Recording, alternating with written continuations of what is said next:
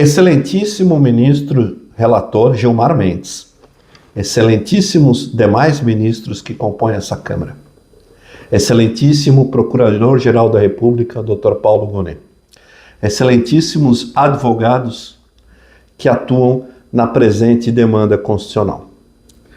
Em nome da Federação de Clubes de Tiro e Comércio de Armas de Santa Catarina, ingressamos nessa ação declaratória de constitucionalidade para trazer elementos que vão levar à decisão acertada deste nosso Supremo Tribunal Federal.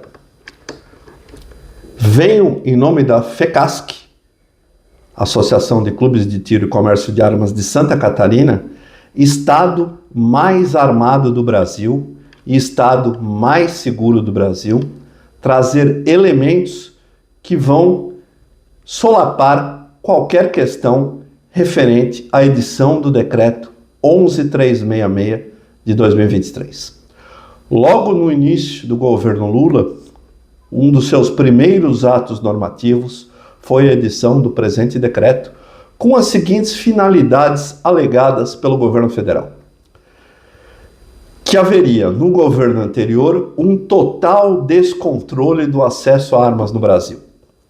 A segunda alegação, que o aumento do acesso a armas no Brasil teria trazido um aumento da violência, em especial contra as mulheres, contra a população LGBTQIA+, e contra os negros.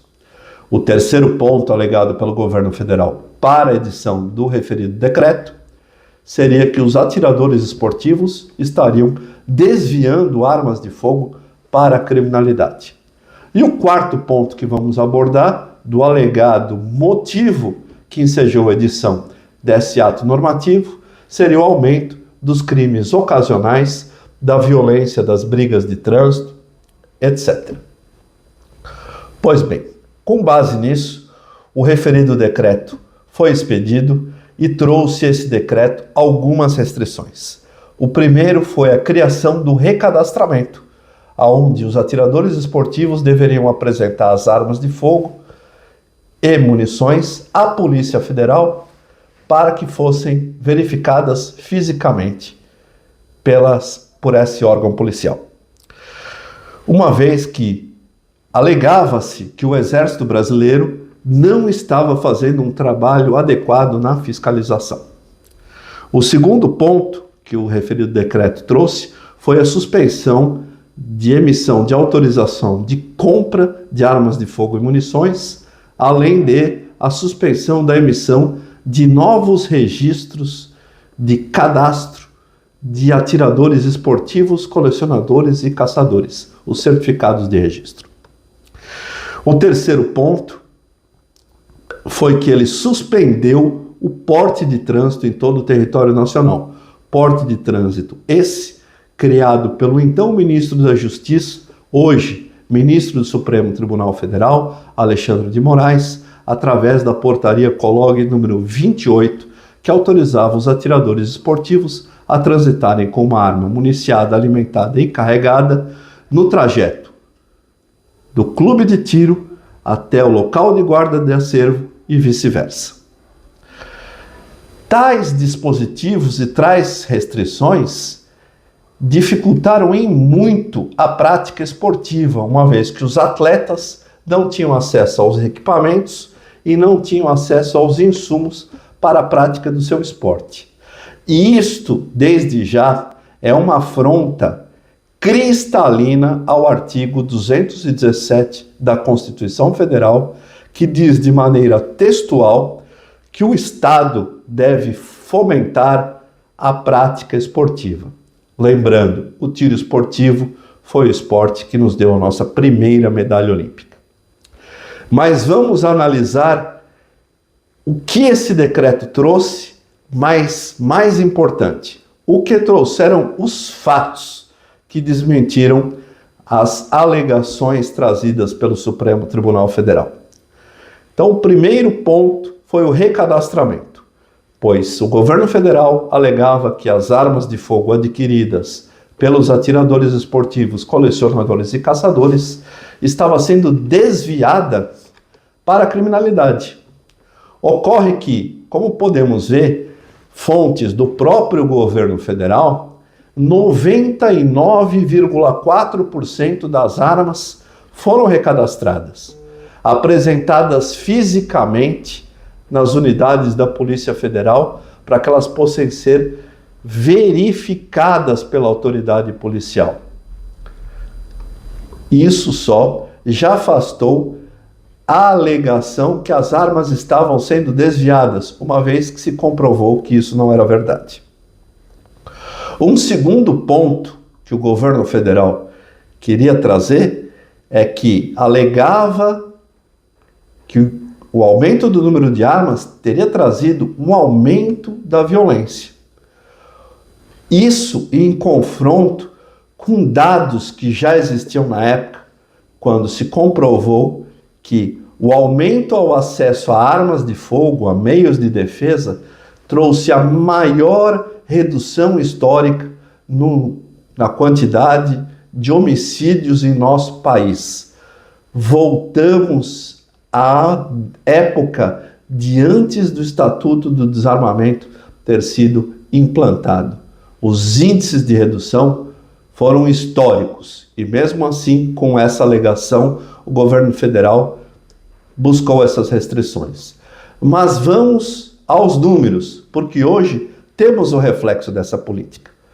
Pois bem, ele falava que o aumento da violência contra as mulheres estava ocorrendo.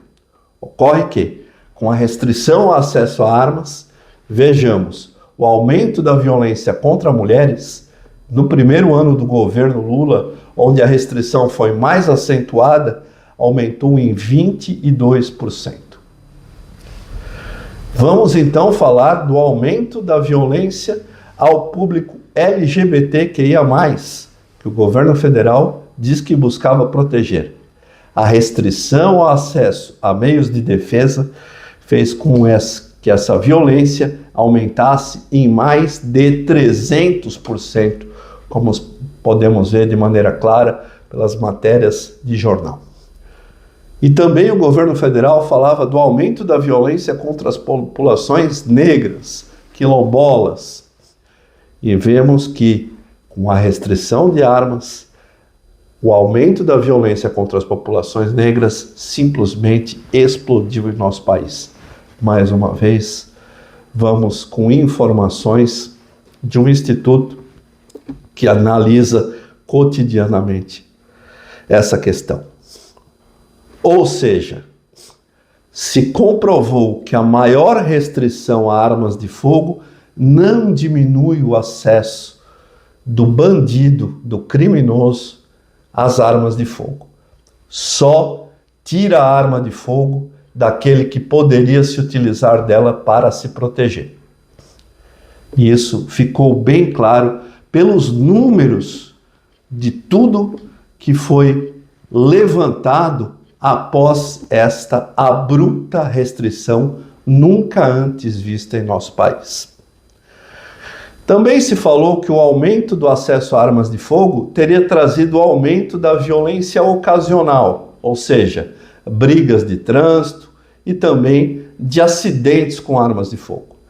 Mesmo que não existam dados estatísticos demonstrando que houve esse aumento, mesmo com o aumento exponencial de mais de 400% do registro de armas de fogo, esse aumento, falado aumento do número de violência ocasional, como brigas de trânsito, discussões e acidentes, simplesmente não aconteceu.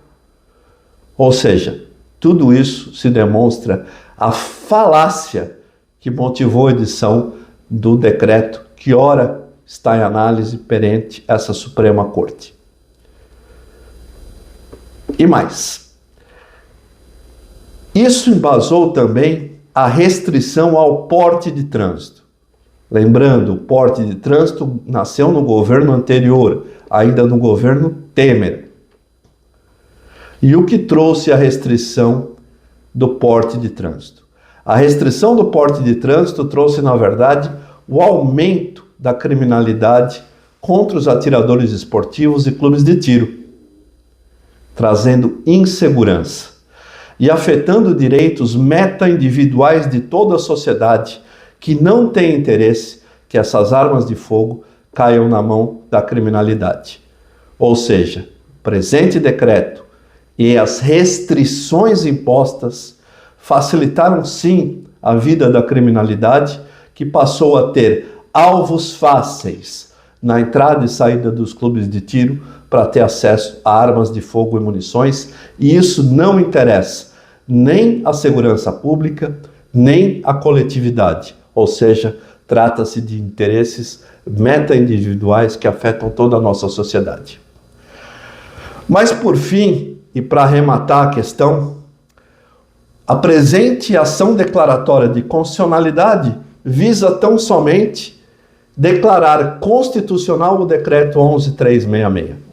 Ocorre que o decreto 11.366 foi expressamente revogado por norma posterior, que é o decreto 11.615 de 2023.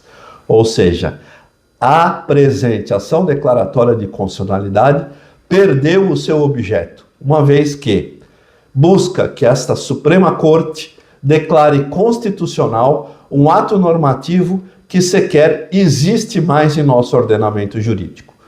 Portanto, por todo o exposto, requeiro que, analisadas as questões supra-mencionadas, essa Suprema Corte declare a extinção da presente ação declaratória de constitucionalidade pela total, inconteste e cristalina perda do seu objeto.